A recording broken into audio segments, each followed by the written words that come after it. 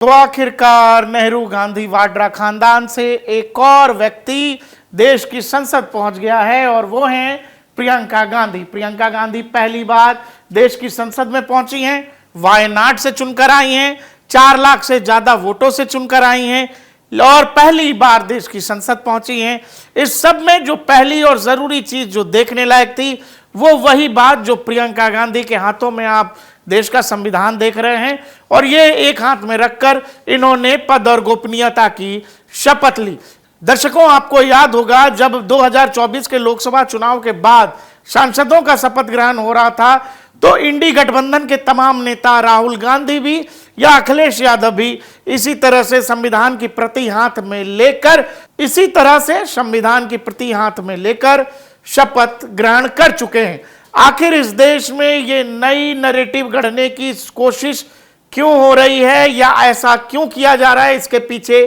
क्या कारण है? आपको पता है कि 2024 में लोकसभा चुनाव, विपक्ष, संविधान खत्म हो जाएगा, लोकतंत्र खत्म हो जाएगा, नरेंद्र मोदी हिटलर हैं, नरेंद्र मोदी चुनकर आ गए तो देश में चुनाव नहीं होगा। विपक्ष उसी नैरेटिव को कायम रखना चाहता है, जबकि ये बहुत सीधी सी बात है कि काठ की हांडी बार बार नहीं चढ़ती है, क्योंकि हरियाणा, महाराष्ट्र के चुनाव नतीजे तो यही बताते हैं। बावजूद इसके कांग्रेस और राहुल गांधी को यह लगता है चूंकि इस वाले नैरेटिव ने उनको फायदा पहुंचाया है तो वो इस वाले संविधान वाले नैरेटिव को आगे भी कंटिन्यू करना चाहते हैं और प्रियंका गांधी ने भी संविधान हाथ में लेकर पद और गोपनीयता की शपथ ली है। इसके अलावा जो जरूरी जानकार, राजनीति के जानकार मानते हैं कि प्रियंका गांधी का संसद भवन में पहुंचना दिलचस्प तो है ही, सबसे जरूरी बात यह है कि क्या प्रियंका बनाम राहुल गांधी सदन में देखने को मिलेगा। हम ऐसा क्यों कह रहे हैं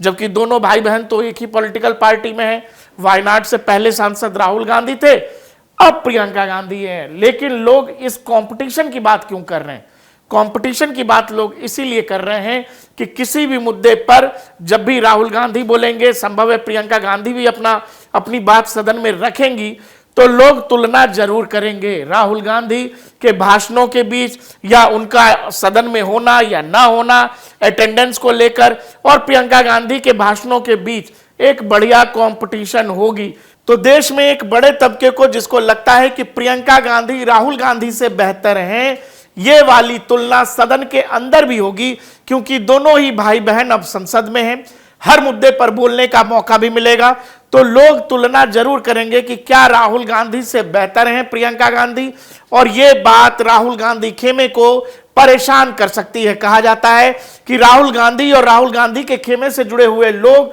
जानबूझकर कई सालों से, ऐसा कई सारे कांग्रेस कवर करने वाले पत्रकारों ने और रिपोर्ट्स में यह दावा हुआ है कि, या बीजेपी भी बार बार आरोप लगाती है कि कांग्रेस परिवार के अंदर ही कुछ लोग नहीं चाहते थे कि प्रियंका गांधी देश की संसद तक पहुंचे। अब जब पहुंच गई हैं तो देश की जनता राहुल और प्रियंका के बीच का वो कंपटीशन जो है कि बेहतर आखिर है कौन, जबकि बार बार जब भी प्रियंका गांधी या राहुल गांधी से पूछा जाता है तो दोनों बताते हैं कि दोनों भाई बहन किसी भी आम भाई बहन की तरह एक दूसरे से बेहद प्रेम करते हैं, बेहद एक दूसरे का सम्मान करते हैं। लेकिन जहां तक डेमोक्रेसी का सवाल है, संसदीय प्रणाली का सवाल है, तो देश की संसद में हो रहे बहस में जब भी दोनों भाई बहन भाग लेंगे तो देश में एक बड़ा तबका यह जरूर देखेगा कि उस बहस में बेहतर कौन होता है। तो सवाल है कि क्या राहुल गांधी की लीडरशिप के लिए प्रियंका गांधी का सदन में पहुंचना ठीक है या नहीं है, क्योंकि राहुल गांधी की इमेज को लेकर इस देश में